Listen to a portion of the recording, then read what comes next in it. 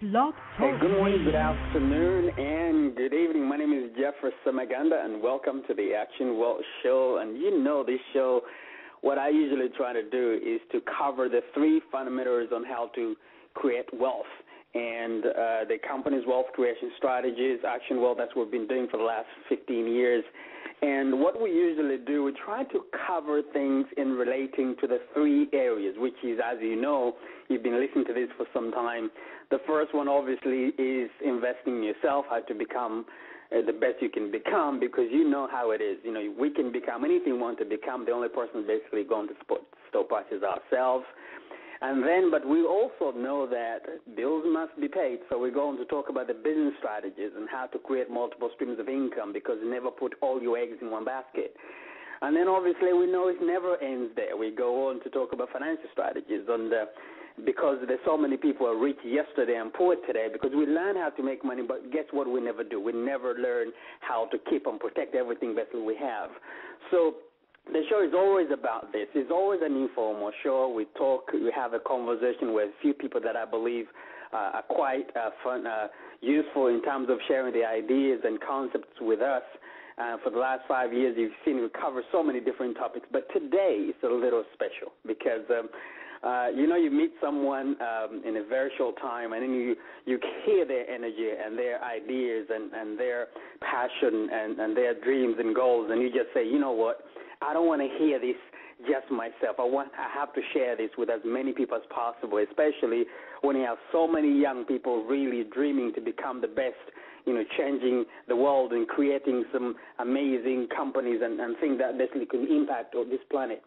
So not a long time ago, I came across somebody who basically, I was blown away because her passion, her energy, the way she comes across, I knew there's something about this beautiful woman that we have to share some ideas from now. Her name is Omai Kofi, and I don't want to say so much about her. All I need to say, I'll ask her the questions. She'll answer them. But all I can say, she's a producer, she's a film director, she's a writer, but she's a businesswoman, but most importantly, she's also a mother. So I don't know what else can I add to that, but let me make sure that she's online. Omai, are you there, darling? Are you there? I am most certainly here. I'm here. Where are you? Where are you calling from? And tell us exactly where you are. Sure. I am calling from Dallas, Texas. That's where I currently am. You got me up at 5:02 a.m. Wow. I told you earlier that you are the woman who never sleeps, right? Oh, never. Okay.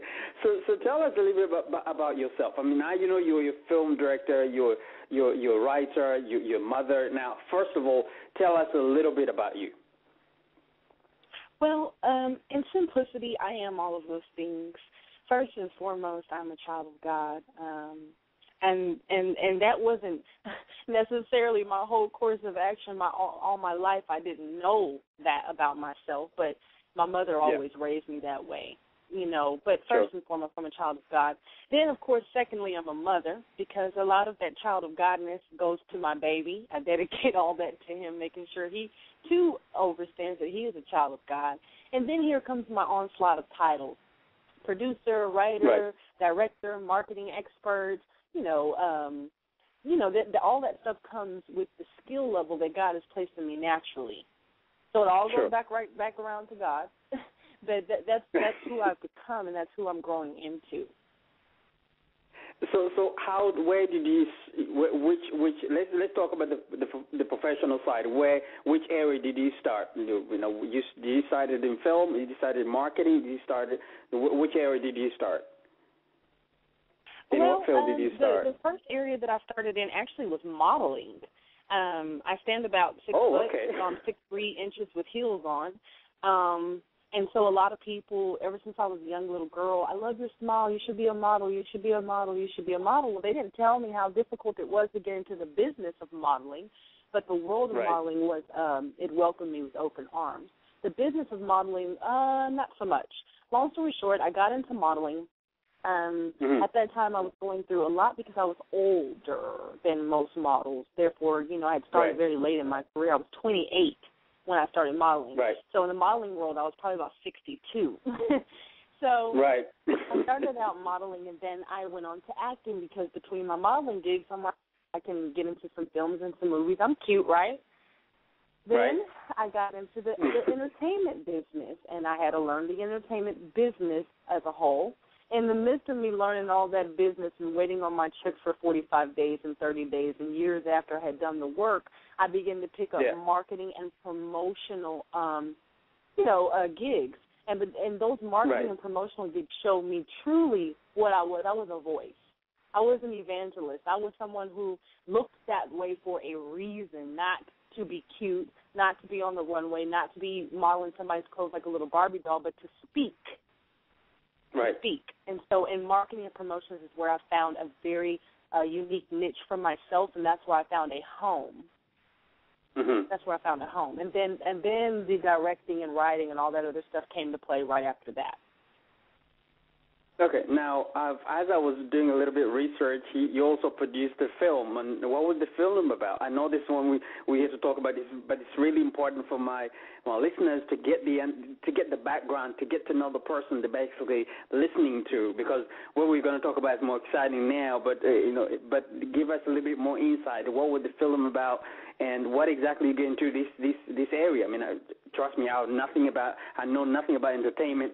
I've run events for so many years, but in terms of but business events, but nothing to do with film or music or anything of that nature.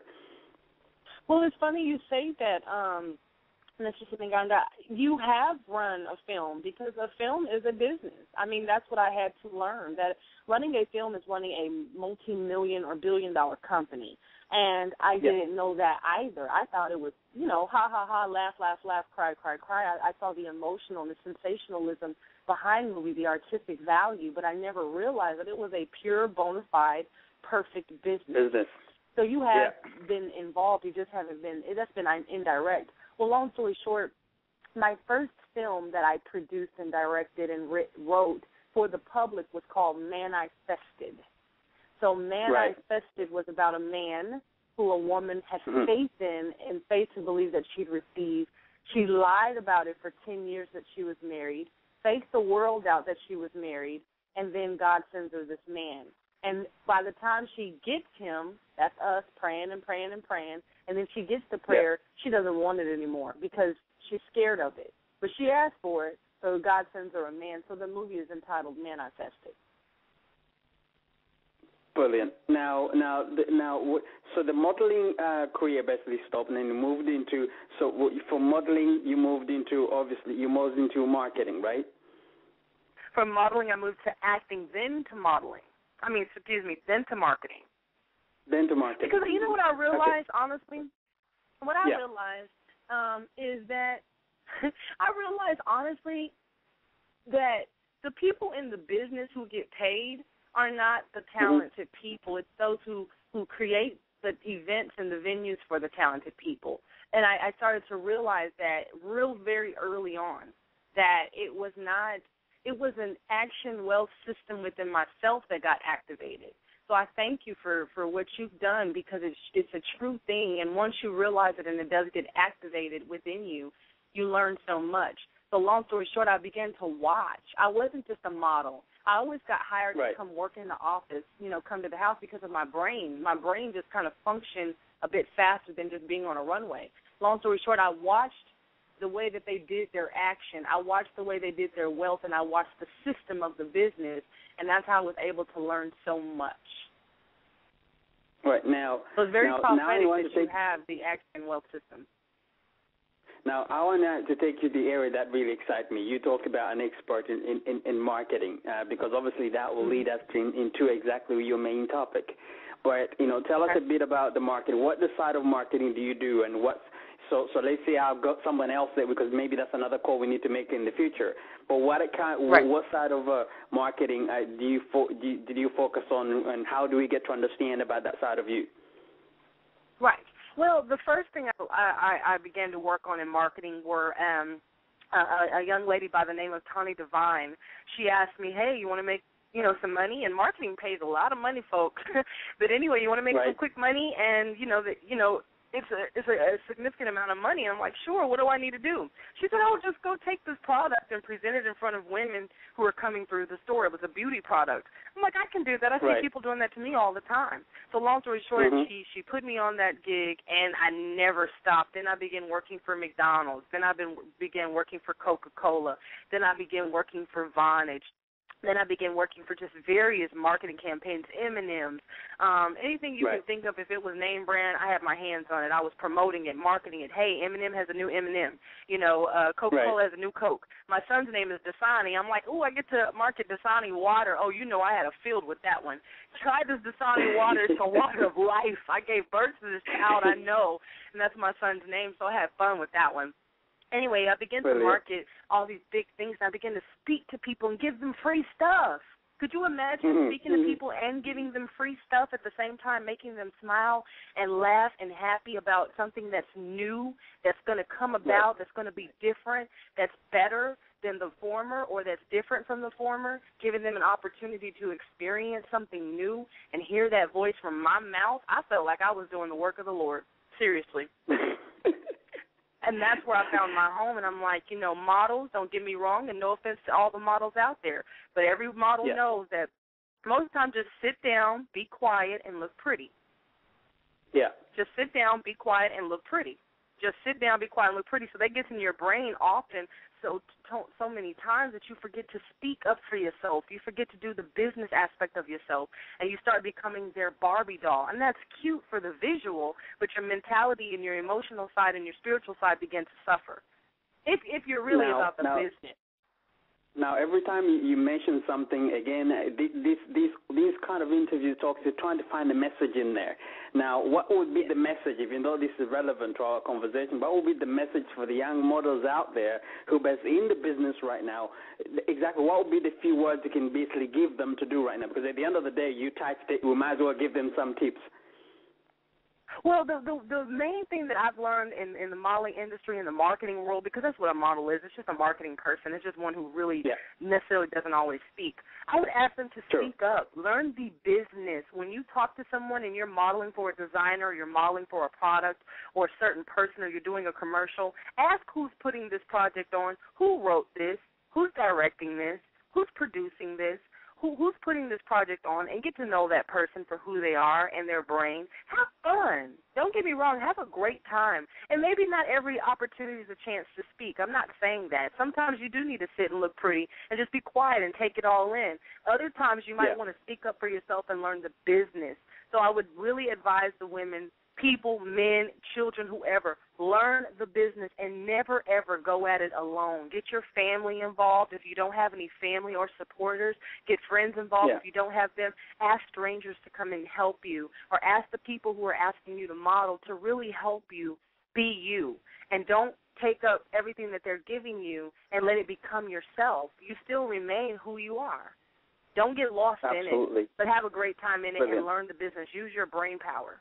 That's what I would tell the young people. That's a good tip.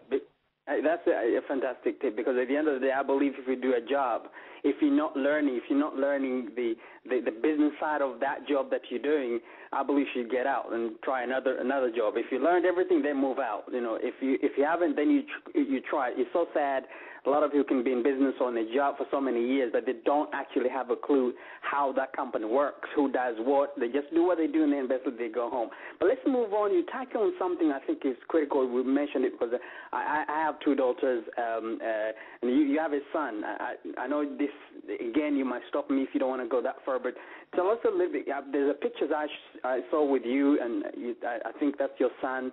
It's kind of an image, either you're modeling about something, and how is he doing, and are you guys involved? Are you teaching him anything in business, or what exactly you do? You say you wrote a book about something about him. Just give us a little insight on that. We still have a little bit of time, so give us a little bit of insight on that before we move to our main topic. Well, sure. Well, my son and I are very, very close. We forget that I had him. We're just really, really close. And him and I have a beautiful relationship. He's 10 years old now. He was born April 8th. 2001, and the best thing that could ever happen to me. I actually didn't know that I could have children. The doctor told me I couldn't because I was involved in sports and my body was too small. So the first two pregnancies I had, I lost. He came, and then after him, I lost. So I would have had 4 children. He's the only one that made it alive. The baby after him, I had an unembryo pregnancy, which is 1 in 1 million, where you have the pregnancy, you have the sac, you have everything about the baby, but the baby itself doesn't form. So you have the entire pregnancy without the child. So I, had that situation happen after the signing. A very rare case. It's like giving birth to a ghost, literally. So that happened. Oh, my God. So I knew my child was special. Then around 2 years old, my son drowned. He died. He passed away. I picked him up. He had passed his bowels. He was blue. My baby is a light-skinned child. I'm dark-skinned. My child is light-skinned. I was holding a blue, dead 2-year-old baby in my hands because he drowned. And it was at that moment, Geoffrey, that it was at that moment that I realized I did not have a relationship with God. I was in an adulterous affair. A man who had been married for 11 years, and him and I had been dating, and I knew he was married. My son was swimming with my cousin, who was out there on her own little date with another married man, and then here comes my dead child being handed to me in my hands, life gone. And at that moment, I tried to commit suicide in the middle of the street, and I lived on the busiest street in Dallas, Texas at that time, and no cars were coming. And I'm like, God, please come take me, come take me, come take me. And God said, no, you will go back and face what you've done. You can't get away from this through death. You will not. The baby is alive. Go back. She brought me back my child who I saw die, who I saw, pass bowels, who I saw was the color of blue. And I'm talking about blue. And I was like, wow. He looked at me. My son actually had blue eyes at the time. His eyes are still light-colored. He had blue eyes, and they were now green. His eyes were no longer blue. They were now green, and all his life they had been blue. So when he looked at me with these green eyes, his eyes had changed color, and I couldn't touch him because I knew what I had done. I knew I was on the phone with the married man 20 minutes before his drowning. I knew I had been messing with the married man. I knew I was not close with God. I was making, very, very good money. I was able to pay bills at that time. I mean, I was just living life as I thought I was living it. I was 26, 27 years old. And, long story short, that's the moment that I knew I had a child. So those 2 years leading up before then, I was just doing me, hoping for the best and not knowing what was going on. That day that my son died was the day I knew that I had a child, and that's the day we were forever to be close. And that's the day I also committed my life over to God. And ever since then, I have been virtually, thoroughly taken care of, and my son has been utterly taken care of since that day. Well done. Well done. That's an amazing story.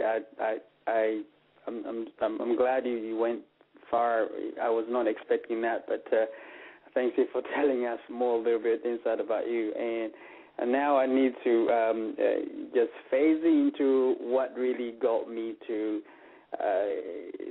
decide to talk to you. But most importantly, I was so excited when we had this conversation about what you want to do, because there's certain things that almost in your face, but you never see them.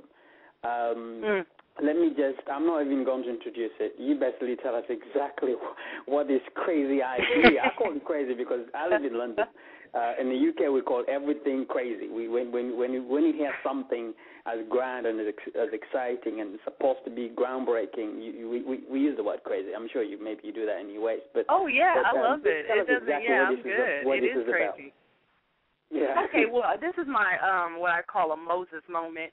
When you're told to do something that you know is larger than yourself and you don't want to do it. This is my, Mary moment. Someone tells her she's going to give birth to the Son of God. She's like, yeah, right. That's cute. Yeah. This is my moment with the angel Gabriel, because every time in the Bible, if anyone's a Bible thumper out there like myself or any other religion, it doesn't matter what religion you are, anytime someone was called, it was a huge calling that was beyond their lives. No matter what religion or culture, whoever it is, it's above them, and they have to still go forth and do it. That's from the president to just people I've seen just out there. With Action Wealth Systems, that is bigger than you. But you brought it together to a point where, like you told me yesterday, you said that you're the operator of the vehicle, and you've never been able to see two people drive one vehicle, so somebody's going to have to operate the vehicle. However, we are all willing to ride, provided that we get there safely, right? So with that being stated, I was driving one day as normal, and this particular week that I was riding was very interesting. My favorite number is 11. That's my favorite number. It's been my favorite number for as long as I can remember. So when 11 was coming up, I'm like, oh, my God, we got to do something. Somebody's got to do something. Well, people started talking about it and going, well, 11 to me is like tomorrow. I mean, that's coming up. We don't have time to plan anything major now. And then I thought about it. I'm like, God, I missed out. Why did I miss out on 11? That's my favorite number, Lord. That, blah, blah, blah. I'm just crying and acting like a little brat. Long story short, 2 weeks ago, I'm driving down the street, and I see the number 333. And I'm just like, oh, that's cute. It was for gas. And I was like, that's weird. Then same day, I'm driving down the street. Maybe 5 minutes later, I see another billboard for 333, but it wasn't a gas sign. It was just a number that was up for something else.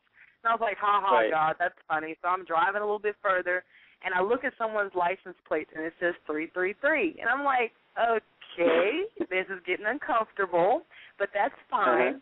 Well, then it just hit me. I said, wow. I said, that's too significant. So then a friend calls me, and we're talking, and she's like, hey, I got 3 tickets for such and such. And I'm like, that's weird. Then I go to an event, and another lady tells me it's for the Dallas Cowboys lunch and kickoff. Not only is it 3 tickets that we receive, it's 3 of us that show up, and then we're sitting at table 133. And I'm like, okay, this is getting weird. So I started paying attention to that, but however, I love numbers. So, sometimes what you love will come back and, the universe has a way of speaking to you that way. So I'm paying attention to this all happening during the same exact week. So I'm like, okay, something's going on here. So I was thinking about 11, and I just hear, what about 12, 12, 12? You still have time. As loud as day, I hear that. And I'm like, okay, 12, 12, 12. What's the significance of 12, 12, 12? Well, add up the number. 1 plus 2 is 3. 1 plus 2 is 3, and 1 plus 2 is 3. 3, 3, 3. So I'm like, oh, my God, I have time to plan 12, 12, 12. And I'm like, so all those people who weren't committed with me with 11, 11, 11, we can have 12, 12, 12. So I was just excited about that, to be honest with you. I didn't think any deeper than that. I was just excited that I was ahead of the curve.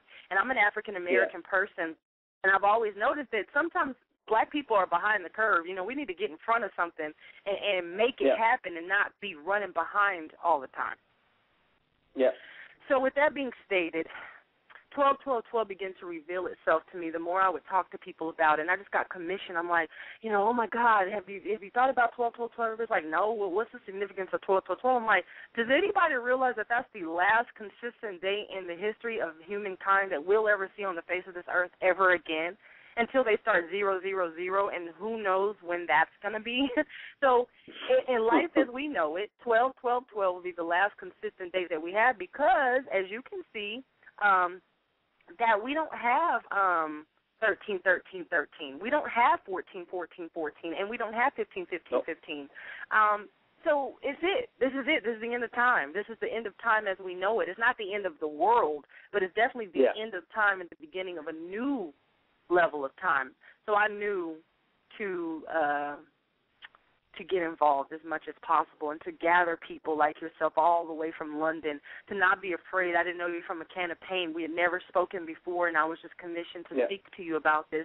We talked one day, and here I am on the radio with you the next because of the significance of, even if 12, 12, 12, the event doesn't happen, we cannot ignore the significance of that that consensual. I was blown away. When you said the first thing got to me was, you must be kidding me. Actually, that's true. There's certain things you don't really actually think about. It's when you spooky. said it was like, it's not whoa. Spooky like the okay. It's true. So keep going, sorry. No, you're fine. And you're right. And that's what I don't want people thinking I'm being the Mayans and I'm like, oh, God, the calendar is going to end and life is going to end. It's not about that. I mean, are we going through a procession with I take astrology and astronomy in college right now. And I'm learning about just simple stuff of the you know, you can't stop the earth from turning on its axis and all that stuff. We don't have any control over that. This stuff is going to happen whether we want it to or not. People are looking at, you know, the way the world is and Bible and Armageddon and all this. I'm taking all that out of it.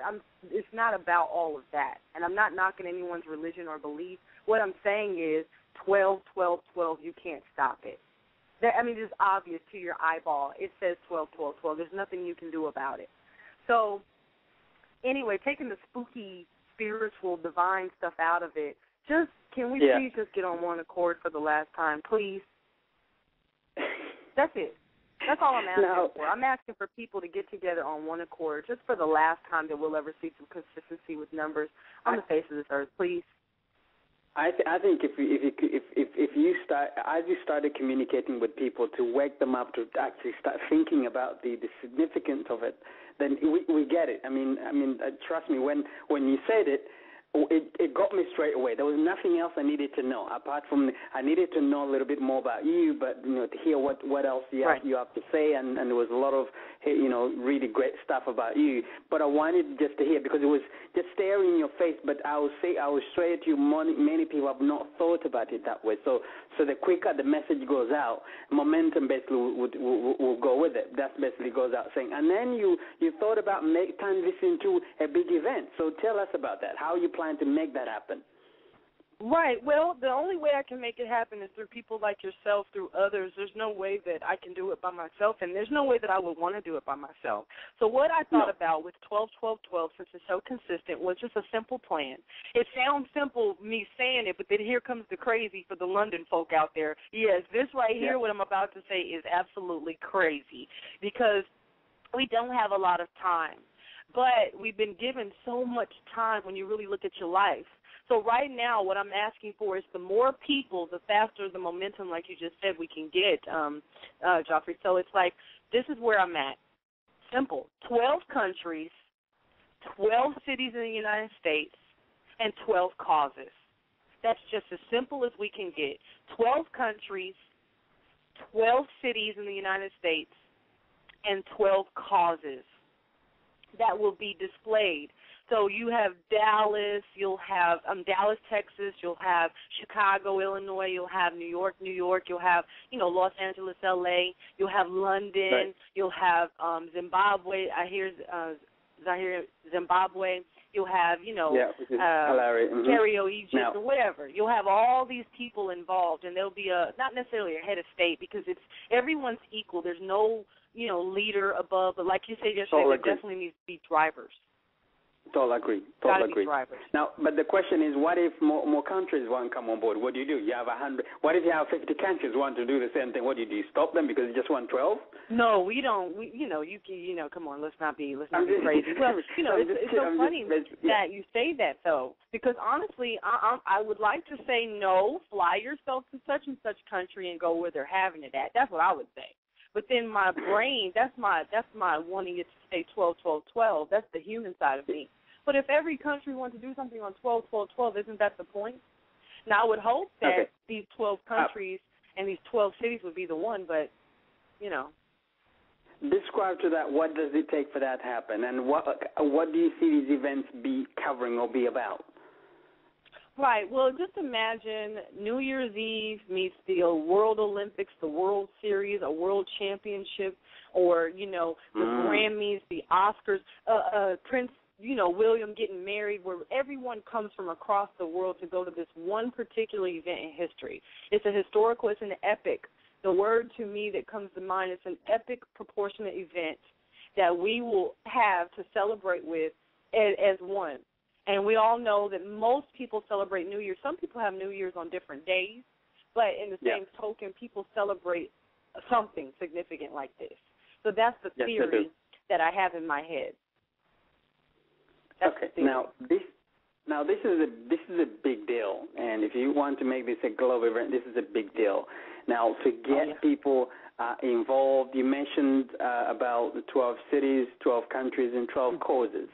How do you choose causes, and how do people basically try to think of how to get their cities involved? Let's say London, for instance. How can London or Paris, try to get into your way of thinking to try to think of getting involved?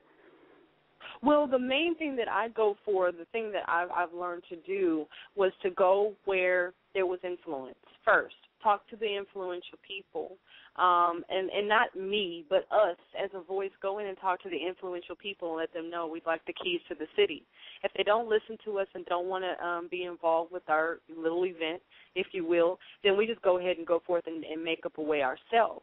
So the picking the 12 causes is simple for me. Oh, my. I don't know what everybody else would like to do, but I'd like to see our politics different. I'd like to see our educational system different. I'd like to see our financial system different. I'd like to see marriages and families different. I'd like to see a higher spiritual level. Even the atheist, that's fine. You don't believe in God, but are you doing the right thing with your life in reference to the way you live and carry it out? I'd like to see our judicial legal system different. We just had a young man, Troy Davis. I'd just like to give condolences to his family, who was just lethally injected on a possibility that he possibly murdered somebody. He was lethally injected at 11:08 p.m. yesterday. I'd like to see our legal system different. So these things that I'm talking about, it has nothing to do with me, oh my. These are things that have affected or touched or been involved in everyone's life. So the causes that I've chosen is not because I'm, the Lord over this event. It's because I've seen this with my own eye and I've experienced it with people. So if anybody else has a cause that maybe I have not put on here, that's fine with me. Honestly, it's fine with me. It's everybody's. Well, put it this way: I don't have a problem with people with you, basically, because at the end of the day, if you didn't start it, if you didn't tell me about it, I wouldn't know. So I believe that I really believe in the concept of people will follow.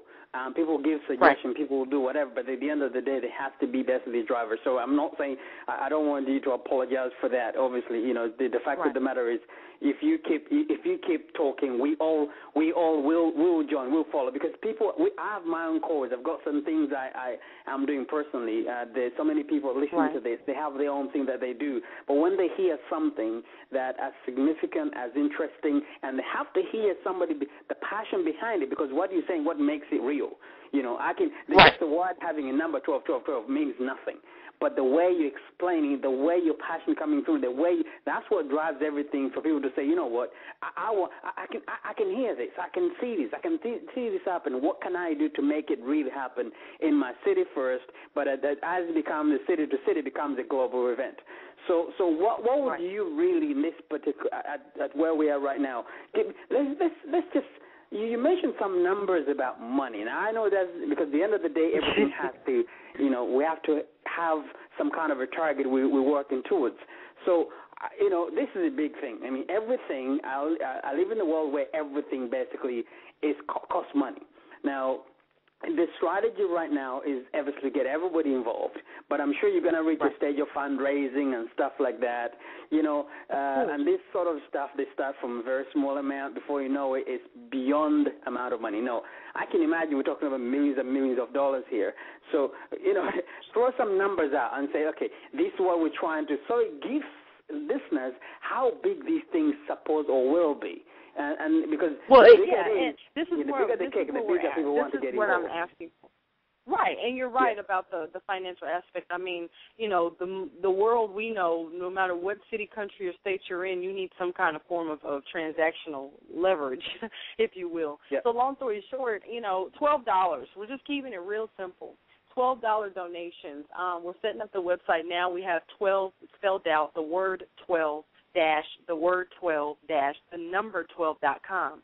And so I'm going to be working on that profusely to get that up by this year, 12/11, which will give us 12 months from that date to raise enough money to be able to, pay for the venue. But what I'm really, really wanting, to be honest with you, Geoffrey, is for everybody to simply donate the venue for that date.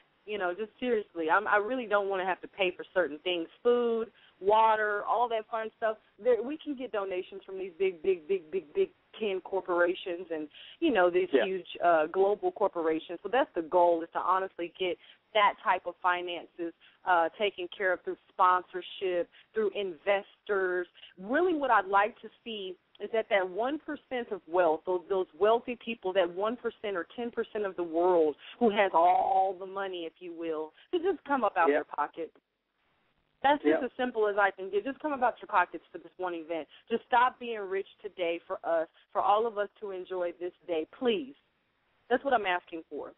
So when it comes to people like us making the donations and stuff and campaigning and canvassing, and I really don't have a vision for all of that. If you want to put in $12, that's fine, but that's your fee to get in. So you keep that for yourself, get into the venue or whatever it may be. Any money that we make from people paying for tickets to get into the venue and celebrate with us, half of that money is going to go back to the people involved anyway. So it's just an investment in yourself. But I really don't see me collecting millions and billions and trillions of dollars to do this. We do not need money to do this. We need people. Thank you. And we need people to open up their hearts, look at the consistency, and just do it. That's the truth.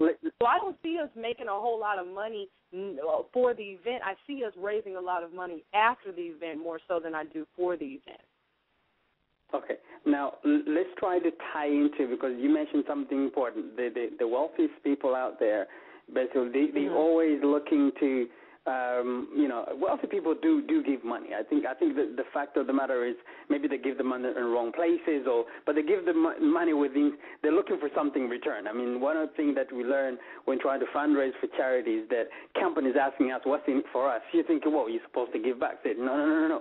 There's so many other places we can basically give money to, but what's in it for us? So I think what I'm trying to get to is that how can we make this, create a picture that this event is about celebration, but it's about doing ABCD. It's going to make the world better in this way or that way or this way. And I know everything basically just coming together. You're putting all this stuff together. The thing is just bigger than life, so to speak. But in your own words, what do you see as companies getting involved? What's the benefit for them? What's in it for them? And what's going to be changing? What's going to be best impacting this planet in order for them to say, you know what, that was a good cause to me to be part of, other than beyond obviously the significance of the number and the party, because obviously that's another exciting thing we need to look at. Right. Well, you know what would make someone get involved with this, honestly, is we have to look at it as though, like I said before, 12-12-12 is the last time we'll see that consistent date. But we will have 1-13-13. We will have 2-14-14. We will have 3-15-15. We will have 4-16-16. All the way up to 12-24-24. We will still see that consistency. It'll just be at a higher octave. It'll be at a higher level at that point. So we will be doing this every single year on that defined date of 1-13-13, of 2-14-14. This is always going to happen. This is a New Year's Day. This is a new national, world-renowned, not even national, international, world, global holiday. The reason why we're going to be getting together and we're getting these corporations involved right now is to show they do give back. All the stuff we're talking about, big business and the political structure and how we're, complaining about the banks and all these rich CEOs and all these people taking out with our money, give it back to us and we'll shut up. When you take the bottle out the baby's mouth, if the baby's crying, right, then you give the baby the bottle, the baby stops crying. You take the bottle out of the baby's mouth and the baby starts crying. You put the bottle back in, the baby stops crying. Give us our money back. It's just simple. Give us our money, give us our mind back, give us our unity back, give us our togetherness back, give us our globalness back. Give me my people up in London. Like I told you, I have a passport that I've never even used. Why? Because the news keeps telling me that if I go to another country, I'm going to get shot or die or this is going to happen or we got, all these global issues. So what I'm asking for this event is that we change the course of time by coming together. Now, by using one of the quickest way, the exciting way. Yeah, sorry, go on. No, fine, go ahead. No. one of the exciting ways is to get children involved in things like this. Children creates the excitement which usually catch on to parents. And I know maybe this is something. Have you started thinking? Have you thought about how can we bring this message to schools and universities? Because the momentum would take effect much faster on that level, and then obviously grown-ups start basically being influenced by what's happening in the schools and places. Is that something you're thinking of or you thought of yet? Totally have thought about that. My son right now, he's in every meeting I'm at. He's always listening to me on the phone. He's always involved. I talk to him face-to-face about things, and he's always, willing to be involved. So, the ties that I have right now, I'm getting my master's and PhD. I'm in a program at the University of Texas in Arlington and the University of North Texas. So right now, there's two colleges that I'm tapped into, and I can start there. It starts with me starting there. Then when other people hear about it, it starts with them starting. You see what I'm saying? So churches, everybody, everywhere I go, I'm talking about it. Everything that I am, I'm talking about it. Pretty soon I'll be able to have my marketing, my fun stuff I like, which is my promotional T-shirts and hats and all that fun stuff to get people involved. But yes, my son just brought me a packet today, slapped it on my lap and said, "Look, Mama, I got to start selling some stuff." As soon as he slapped it on my lap, I said, "Well, how about you slap this and take this back to your school and tell them I need them to help me with this. I'll help them with that if they help me with this." And he was just as fine and happy with that. So that same packet he slapped on my list was, selling products and stuff to raise money for the school. I said, well, if they can give me this, why can't I submit my own package to them? Okay. Now I know maybe we rushed to do this particular interview, but I just couldn't wait. But now where and how can people really trying to get a little bit more on this subject and start communicating with you and start basically learning? We're trying to now start to make noise because it starts as small as this, and all of a sudden momentum starts to take on and get, and like you said, when you focus on, you push something to happen, it does happen. People will follow those who are moving. If you're walking, people will follow you one way or the other. So at the moment, you mentioned that you're working on the website, but where and how can people get hold of you right now? How well, the whole time we've been on the phone, I've been working on Facebook. I'm going to set up a Facebook account for this. The website is being worked on as we speak. I'm picking a template out. The web builder is working on that all weekend long, so that should be up by next week. I'm working on a Facebook page. Will be up today. So on that Facebook page, just start saving it or liking it, and we'll start going from there. I'll create a group, and we'll start going from there. So I'll use social media initially because, we can't drown out the phone calls. Of course, I'll start doing webisodes and webinars and really doing the whole thing, Skyping. I love Skype. Anyone who wants to contact me, all the contact information will be on the Facebook page, on the website, all of that stuff that we're talking about. I'll be in several magazines. I already have interviews scheduled with several magazines. I'm always on the radio. I'm an executive producer of a talk show. I'm making sure that word gets out on that talk show here in Dallas, Texas. Anything that I am, I will be promoting it. So with that being said, so tell us what's the Facebook page, because at the end of the day, I believe social media is the quickest one, the fastest way to go. So what will be the page name? Well, it'll be 12, 12, 12. It'll be consistent with the website. So the word 12 dash, the word 12 dash, the number 12. And that will also be the website. 12 dash, so the word 12 dash, the word 12 dash, the number 12. Okay. Exactly. The word 12 dash, the word 12 dash, the number 12. Well, I basically, let me tell you this. Yesterday after our conversation, I thought, I get excited when I hear groundbreaking ideas and concepts and stuff, and I want to be part of something this big, this exciting. Yes, we do have access to different people who can make our case. I can't see the reason why people really should not get involved. And on one hand, human beings, we just love to enjoy ourselves, to have fun. There's so many bad news going out there, so this maybe will be one of the one event that's nothing political, nothing religious. It's a simple, pure fun and raising money for charity and making a difference to this planet. And I think with that, I'm excited about it. I'm excited that you came up with it. I'm excited it's actually a woman,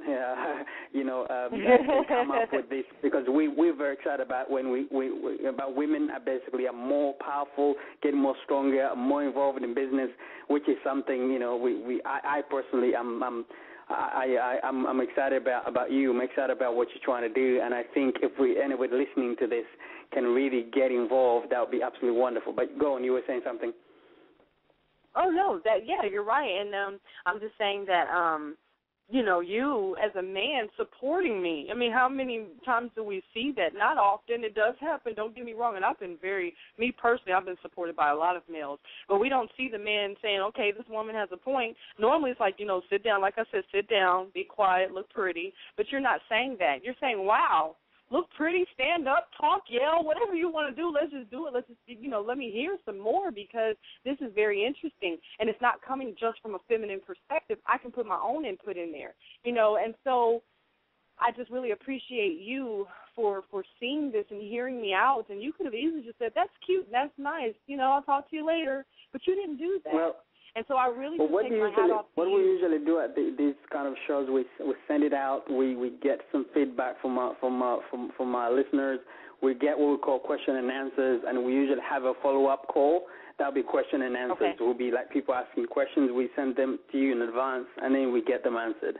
That'll be maybe the follow-up call. But I think with that, today was not question and answers kind of a call. We just say closed call, just you and me having a chat, and people basically being listening to it, and we're going to make sure it's there, people listen to it.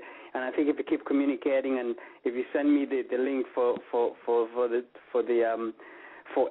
all that, the connection to the page, either the web page or the Facebook or Twitter page, we'll basically add them on so that people can start basically listening to it. And I think within maybe a couple of hours from now, it should be basically archived and available on all our communication channels. But I'm personally genuinely excited about the idea. I like things completely different, new, exciting. This has a significance that I think is for us to make a case, to make sure it can get everyone to think, you know what, yeah, we can put all the energy in and make this happen. And I'm glad talking to you. So is there anything else you want to make sure our listeners get to know before we close? Because we have a few seconds left before we shut the call. Sure. I would just like people to know, I would like to reiterate to go to 12-12-12.com, and that there's a lot of those. Trust me, I had a hard time finding them, but the word 12 the word 12 the number 12.com, and just start going there. I know nothing's up right now, but just get your brain in gear for going there. When you're on Facebook, talk about it, say about it. You don't have to mention there's this woman named Omai Kofi who lives in Dallas, Texas, blah, blah. You don't have to even say all of that. Just start talking about it, getting people's brains in geared towards it. Speak about it for me. Think about it for me. Think about it. If you just think about it for me, that's more than I could ask for. Just think about it. Brilliant. That's what I would have to ask people to do, to start thinking. Well, with that, all I can say is that I'm happy to have this call, and I'm excited to hear from you, and hopefully we'll have a follow-up call in the near future. What I can say right now is that I'll basically do my part in terms of put the messages across, and if anything, usually by you giving us content, we can basically provide that content out there. And once we have that understanding, then we can put that content in our own words and even move it further. So I can see this basically catching fire. I can basically see it. You need as much support as you can get, because it's tough to make these events, to make a case about this thing nobody wants to hear, especially when something as grand as impressive and groundbreaking as this. People want to say, oh, that's not going to happen, that's never going to happen. It's our job to prove them wrong. At worst to happen, they always have to, at worst to happen, it become an event that will still change something maybe, but all I believe, don't shoot for anything less than what you believe it should be. If it should be global, it will be global. If you want it to be going every year, it should be. I believe that you basically put across the message to us what we want it to be, and we basically see it exactly what it should be, because anyone else who try to come up with new ideas, that's never going to work. So with that in mind, guys, if you have any questions you need to ask about this topic, you know exactly what to do. Just type them in, and we'll be able to have another call to get them all answered. And then when the website is launched, then we can maybe have a proper discussion. Join the Facebook page. It should be up tomorrow, today, and we can basically move on from there. With that in mind, I thank you so much for the time you've taken. I know you should be in bed right now, or maybe you should be waking up. No, I'm up. So, and we're grateful to that. And then, if anything, but take care and God bless you. We'll talk to you very soon. Thank you so much. God bless. Bye-bye.